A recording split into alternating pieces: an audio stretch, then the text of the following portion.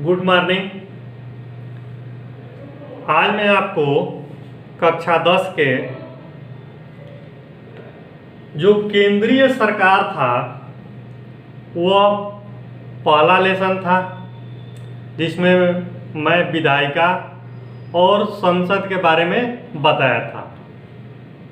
आज जो है किस प्रकार भारत के केंद्रीय मंत्रिपरिषद की रचना होती है, यह जो है लेसन 2 है, जिसमें आपको मैं भारत के केंद्रीय मंत्रिपरिषद की रचना, गठन एवं उसके कार्य के बारे में बताऊंगा।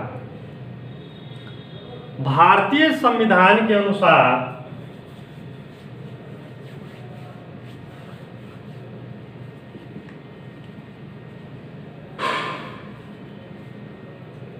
अनुच्छेद 74 में यह बताया गया है कि भारत के राष्ट्रपति केंद्रीय मंत्रिपरिषद की नियुक्ति करता है और भारत का राष्ट्रपति ही संवैधानिक प्रमुख होता है, परंतु वास्तविक रूप में भारत का प्रधानमंत्री के सलाह पर ही राष्ट्रपति केंद्रीय मंत्रिपरिषद की नियुक्ति करता है।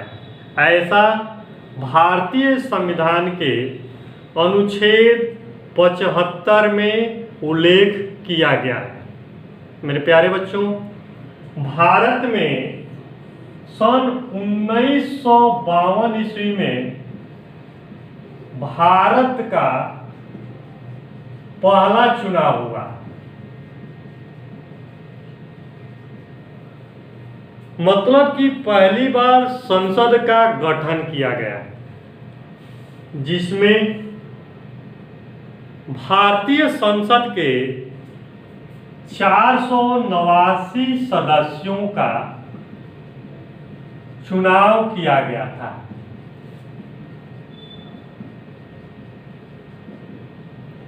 और जैसा कि आप सब जानते ही हैं कि भारत के पहले प्रधानमंत्री का नाम है पंडित जवाहरलाल नेहरू। अब आता है कि केंद्रीय मंत्रिपरिषद की रचना किस प्रकार की जाती है, मतलब उनका गठन किस प्रकार किया जाता है। तो केंद्रीय मंत्रिपरिषद का गठन अनुच्छेद 74 के अनुसार किया जाता है,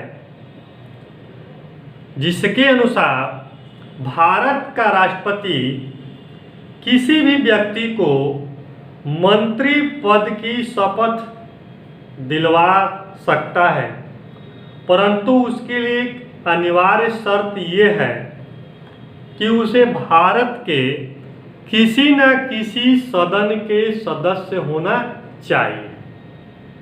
इसके लिए अगर वह सदन का सदस्य नहीं है तो 6 महीने के अंतराल पे उसको या तो लोकसभा या राज्यसभा का सदस्य होना चाहिए।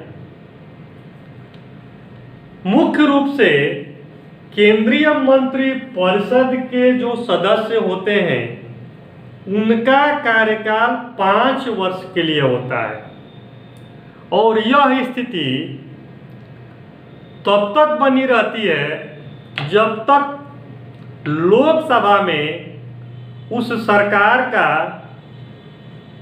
विश्वास प्राप्त रहता है, तब तक मंत्रिपरिषद अपने कार्यों को संचालन करती है। अब आता है केंद्रीय मंत्रिपरिषद के 3 प्रकार होते हैं।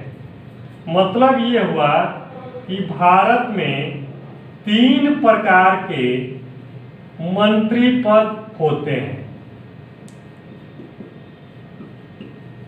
पहला जो है कैबिनेट स्तर का मंत्री कहा जाता है।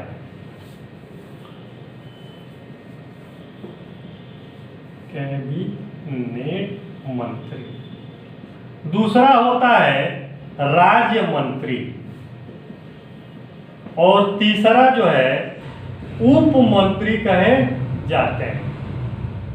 अब कैबिनेट स्तर के जो मंत्री होते हैं वही मुख्यमंत्री होते हैं।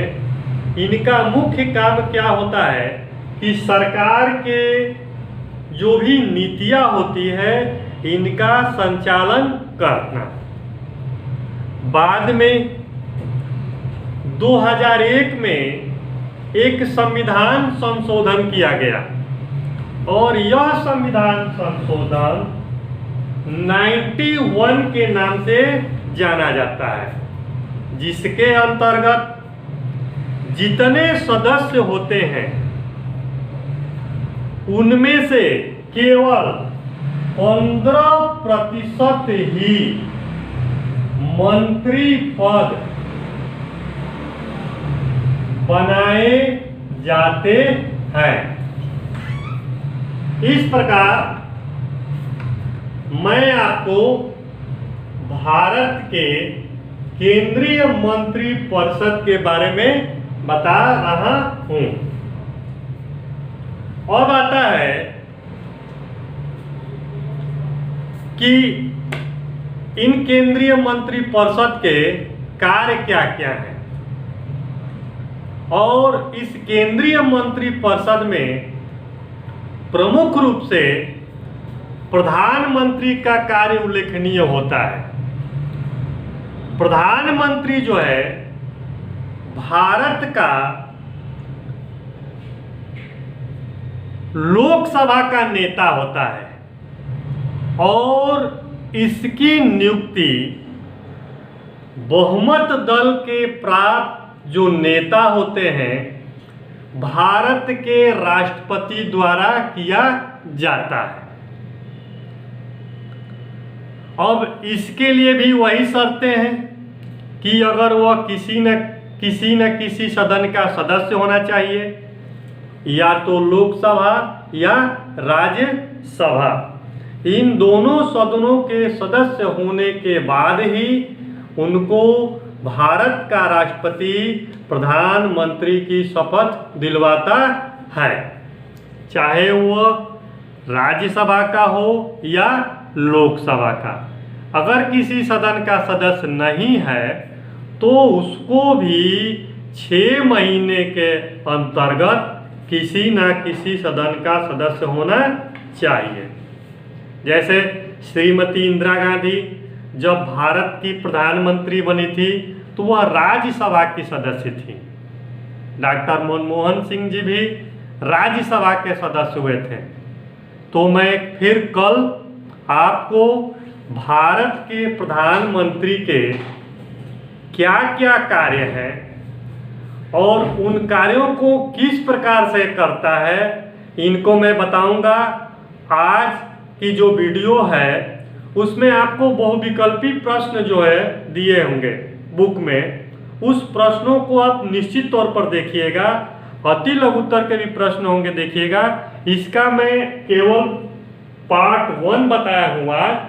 कल मैं भारत के प्रधानमंत्री और केंद्रीय मंत्री परिषद के क्या कार्य हैं उनके बारे में बताऊंगा। धन्यवाद।